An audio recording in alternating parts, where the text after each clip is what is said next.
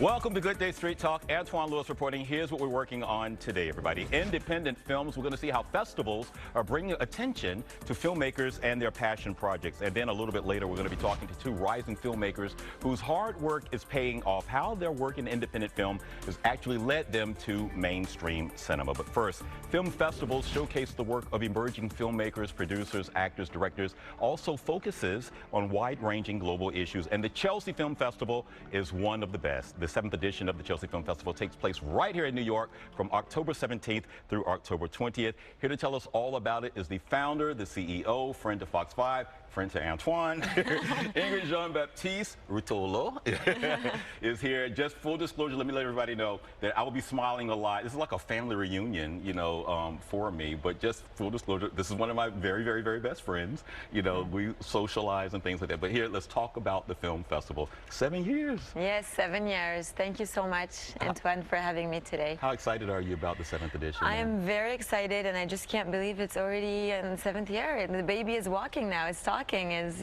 present in New York City. So when you just tell us about the process, because you bring a spotlight, a flashlight, if you will, to people whose voices may not get the recognition. Just talk about the importance of film festivals, Ingrid. Yeah, nowadays it's so hard to be an artist. It's so hard, and at the same time it's so easy with technology, and we need platforms like ours to raise their voice, to elevate, the discussion about what they're talking about, which are a lot of global and social issues that are relevant in our world. And the Chelsea Film Festival is there for them, for emerging filmmakers, for actors, producers that are at the start of their career and need that platform. And what a better city than New York City to show their films. So tell us about the theme for this year's event. Every year there's a theme or yes, something. So tell there us. Is. So this year particularly we're focusing on the LGBT stories and also climate change, which is a program that we've actually been working on and with the Sierra Club for the past 3 years. So we've been working and focusing on those two issues primarily, and this will be the focus this year. How did you come to that conclusion that this is what you wanted to work on? Was there anything socially happening or nationally? Yeah, that's a good question. I think this is time, to have everybody be respected, in the world, and we're all the same. We're all human beings, and we should all be recognized for who we are. And the LGBT stories are stories that are as relevant as other stories, and we're in New York City again. We have beautiful we have beautiful stories to tell, right. and so I think it was just the time, And the gay rights movement actually began yes, here. yes, absolutely. Actually, yes, that's actually how it came about, because it was the 50th anniversary of Stonewall, right. And earlier in the year, that's how it started. Yes. So when someone submits, just walk us through the process. Yes. Just how does that all take place, Ingrid? So people are able to submit in November of actually this year until July of next year, so 2020. Mm-hmm. And our selection committee reviews all the films. We have 3 different times, 2 different periods where people can submit. And in August of next year, we will be reviewing all the submissions and creating the lineup for the 2028 year edition in October. So now, when the festival kicks off on the 17th, correct? Yes. So now, are you at multiple theaters? I know you're at Cinepolis. Yes, in previous years. So now we're at the AMC on 34th Street. Okay. And we actually have all our films there. We have a couple of different auditoriums, so it's easier for people to navigate between each films, between each event. And we're also at the Manhattan Center right across the street for all our industry events that we have with our amazing jury members, which do you want to know who they are this year? Yes, of course. You know what I'm going to ask. You're going to ask a reporter that. Of course he wants to know. So our jury president is Paul Haggis. Oh, wow. Yes, director of Crash. Yes. And $1 Million Baby. Right. And we have Matt Dillon, Céline Rattray, Zuleika Robinson, and Wilson Morales. That's a pretty impressive lineup there, ma'am. Thank you. Is it easy or tough to get these established names on board, or do they all understand the process that it all has to begin someplace? I think it's easier. It was easier now, and I think that also by the work we've been doing all these years, it's been recognized in the industry that this work is important, and people wanted support, you know, and people like Paul Haggis, people like Matt Dillon, people like Céline Rattray, who's an amazing producer. They want to be there and, you know, give them a voice. We all need that support at the start of our careers. And like you gave us support for the Chelsea Film Festival the second year. Yeah, so you know we all need that, you know, exposure, and I think, you know, that's and the stories that we have, they're better and better and better every year.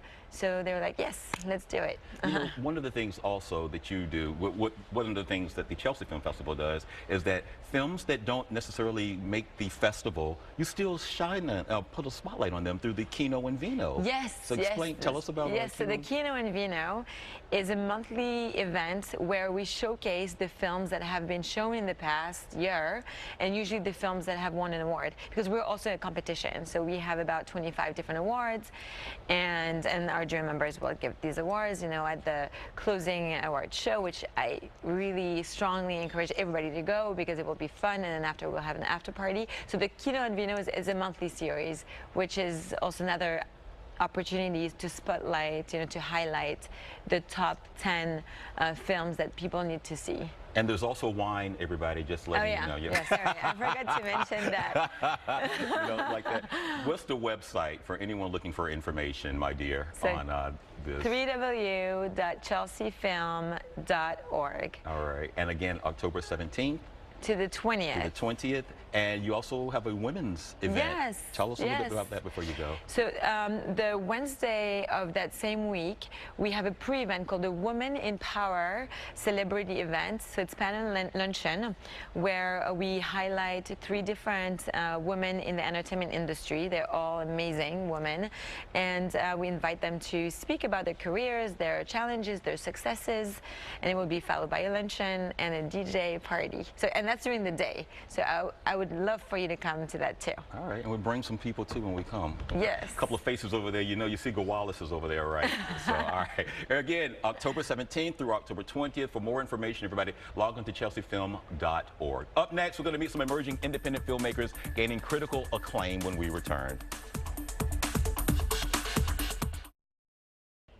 As Ingrid was just saying, film festivals play such an important role for independent directors and producers. Here to talk more about the impact on their films are Flavio Alves, writer, executive producer, and director of the film The Garden Left Behind, as well as producer Roy Wool. Also on the couch, John Ashsay, writer, producer, and director of the film Sonidos Pacifica, and one of my very best friends, full disclosure. It's like a family reunion here. Mucho gusto. Okay. How'd you get started? How'd you get started? That's a good question. I started about 12 years ago, and now shooting short films. Okay. And I produced a bunch of shorts, and then before I started directing films, and here I am with my first feature film. So just tell us about the process. Ingrid was just saying about festivals and things like that. It's a long walk, I guess is the best way. It's not a short journey at all. No, it's not. And play at the film festivals is a part of the pressure cooker of making a film without distribution.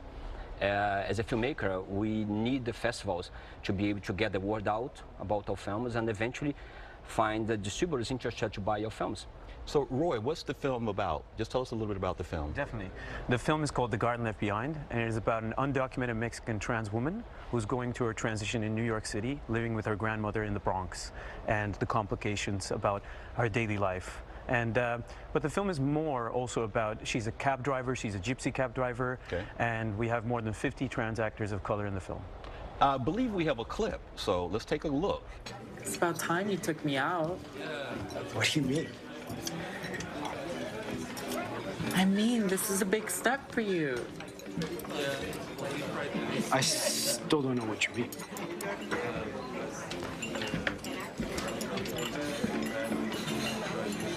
What? We're both busy people. We're out now, aren't we? We are, and it's wonderful. Our delivery guy is gonna think we died or something. Hey, you look stunning. Yeah? You're not too bad yourself. Flavio, would we describe it as uplifting, or what's the theme of The Garden Left Behind? Well, it's a hard film to watch, you know. It's a drama, it's a heavy drama. It's about the struggle of a trans woman dealing with all kinds of things that they have to deal on a daily basis, you know. And the film was shot in New York, in the Bronx, and so we're very proud of the film. We actually had all the trans role has been played by trans women and trans men. You know, we are proud of that. But also we had a lot of trans members of the trans community working behind the camera to help us to make the film. John, let's talk about Sanitas Pacifica. Give us the setup behind yours, sir. The summary, like the plot, the story? Yes. Yeah, so it's about an older man who has been holding on to some very serious past trauma, and all of this is kind of implied, and he goes to this house in the middle of nowhere and kind of has a existential awakening with a medium dealing with the stuff from his past. So it's a very, very trippy experience, but yeah. How did you become interested in filmmaking?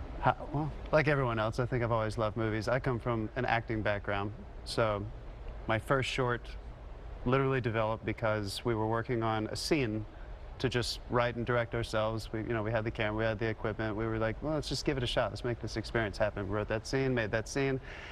And then I said, let me just put a couple more around it and let's just make it a full short film. And it was a very organic process. And by the end of it, it just became very clear to me that I had probably more fun making it, writing it, directing it than I had had doing anything else in this business in a long time. And it just seemed to make so much sense for right now. There's just so much accessibility to the digital world. I don't understand why people who are trying to be in the performing arts aren't taking advantage of that. It's just right there in front of us, and everyone is starting to do it, and it's creating a really warm community. We all just talk for 15 minutes. We've never met each other. We're all doing the same thing, and you don't have to have millions of dollars to do it anymore. What's the biggest struggle? Is it trying to get, like, just people on board to share the passion, or what have you found to be, like, one of the biggest struggles, as an indie? Yeah, I mean, as an indie, we don't have the luxury of having lots of money that I'm sure we all wish we had to pay people everything they're due to come and join us on these projects. So you need a story that people are going to want to get behind. You hopefully want to build your community with your crew and actors and everyone that you know, so that everyone will, one, have trust in you and your producers that you're going to make it happen, and two, that it's a story worth putting your time in. So independent world, I come from a theater background too. It's just like smaller theater projects too. You want everyone to love making film in general, but you also want to make sure everyone knows that this is going to see the light of day. We're going to get it into some festivals at the very least, if not full distribution somewhere online, and that it's something that we can be proud of. You want to be proud of what you make. You want everyone to feel like I was a part of that. All right, well, yeah. Let's see a clip. Randy, if you would, Sanitas Pacifica. I had a dream the other night. You were dead. And I was alone.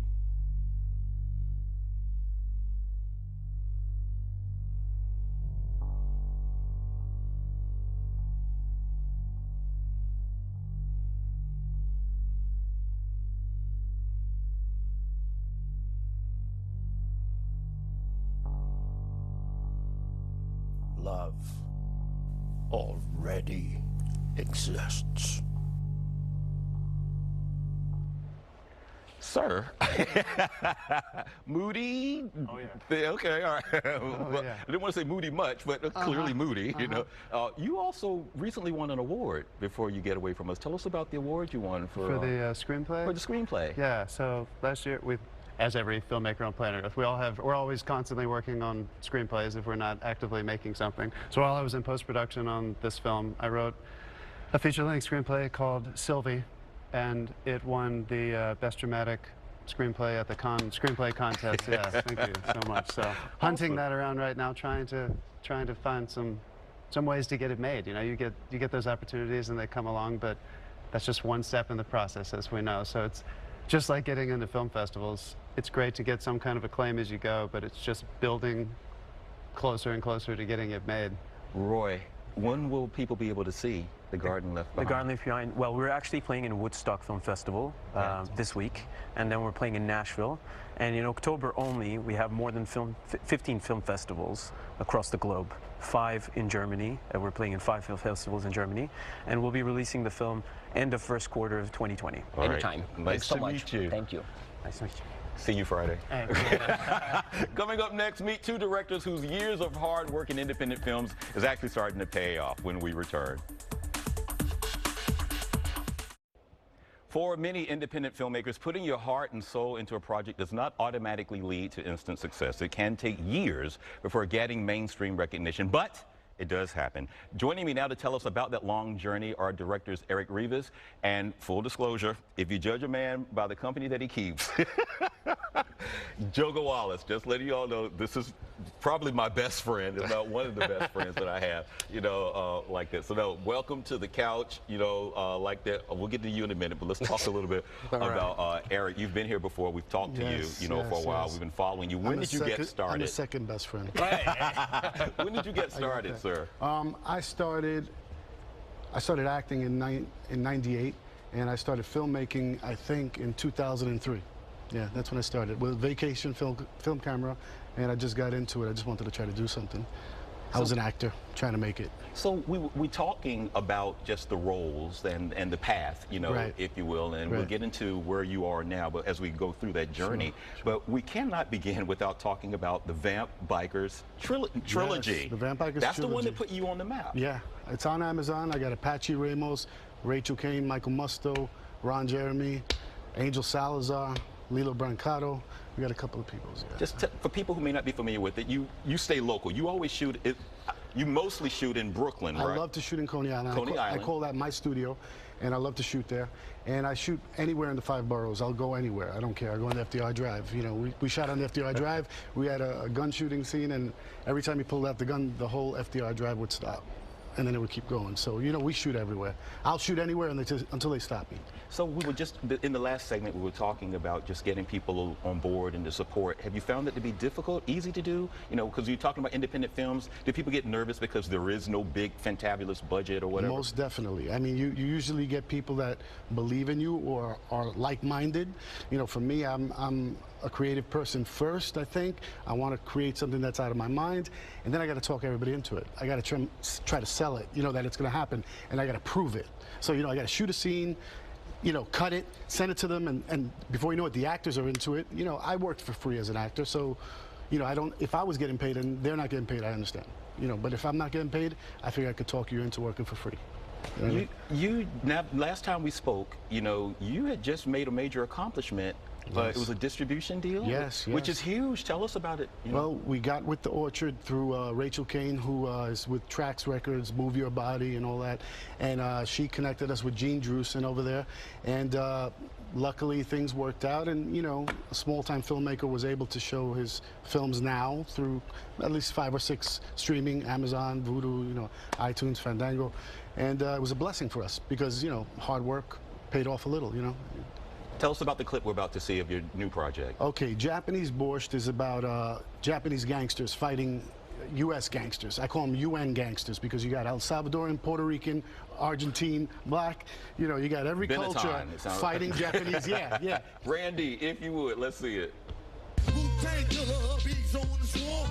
Rain on your college ass disco dorm. Well, you didn't even touch my skill. You gotta go to one killer bee, and he ain't gonna kill now. Chop that down, that's all around. Lyrics get hard quick, she went to the ground. For an EMC and it's in the stage of like, I just lost my mind and finished on Tuesday. And I may continue on and do more work for Amazon to make it tighter. But for the screening on Saturday at 9 p.m. at Anthology Film Archives, it's ready to go. I know Anthology Film Archives because of someone anyway. Bareknuckle Brawler. I actually was there to witness some of the filming of Bareknuckle Brawler. Absolutely. And what was it, the color correcting when we were at your place? Yeah, you came by and checked out some of the post-production going on, which was exciting. So look, we're talking about indie films, and of course we met here. We became friends, through this show. But you also are starting to do it. Just give us a little bit about Bareknuckle Brawler because you got major names attached to Bareknuckle Brawler. Oh, thank you. Yeah, we're very happy to work with some people like Danny Trejo, Martin Cove, John Bianco, Deborah Twist, William DeMeo. We have a great cast, Louis Venaria from the Bronx Tale. We just have some great people that are working on this film. Very blessed, and it's really just kind of it's a 1980s, early 90s kind of revenge piece. It brings you back to Bloodsport meets Kickboxer, that kind of feel. And the writer, Pete Pizarro, who's also the lead actor, wrote this and brought it to me. He was in my last film, The Breaking Point. Which we showed here. Which we showed here, actually, right. Yes. So Pete was like, look, Joe, I really love the way you work. I have the script. Are you interested in looking at it? And I said, of course. I'm friends with Pete, I'll read anything, of course. So I looked at it, I was like, man, I grew up loving those movies. So I said, this is going to be exciting to make. So we had some great fight choreography and some great people getting together with the stunt team and, other producers like Chris and Mark and Tim and Michelle and Enrique. Just a great team of people came together to make this film possible. Everybody shares the passion, much like Eric was saying, You have to in any kind of independent filmmaking. If you don't have passion, you're almost out of luck. Realistically, it's always something that comes from the heart. We're not a studio, right? So even if we have some sort of a budget, we're still not going to match the pay of somebody that has, 30 million plus. Is not going to happen. So there's people on there working very, very hard, and it's a blessing to work with people like that. So, all right, we have a clip of Bareknuckle We Brawler, do, absolutely. Randy again, thank you. Those two guys I told you about who were murdered looked like they'd been through a war zone, had lacerations, contusions on their bodies and faces. Knife wounds? No, more like full contact fighting without gloves. I'm going in. What do you mean you're going in? I go in as a fighter. I poke around, I ask some questions, get some answers. It's no big deal. You make one mistake, they're going to erase you from the planet. I'll make some noise and make a name for myself. Make sure you don't make too big a name for yourself. So you're sorry. Yeah, Martin Cove, yeah. Making quite a name for yourself. Danny Trejo. What's so interesting is watching how you all are just, you can see this brotherhood. If you're like, he's talking to you about your scene and you're talking to him about that. And We're both crazy. John Ashay's over there, he's like studying the whole thing. But when you get everybody, how do you know when it all works? Or is there a moment when you... Well, I always say this. I think of being a director as you're kind of like a captain of the ship, right? And do you always know what's going on? You say you do, and you try your best, and you try to have the best judgment you possibly could, and you try to steer it in the right direction.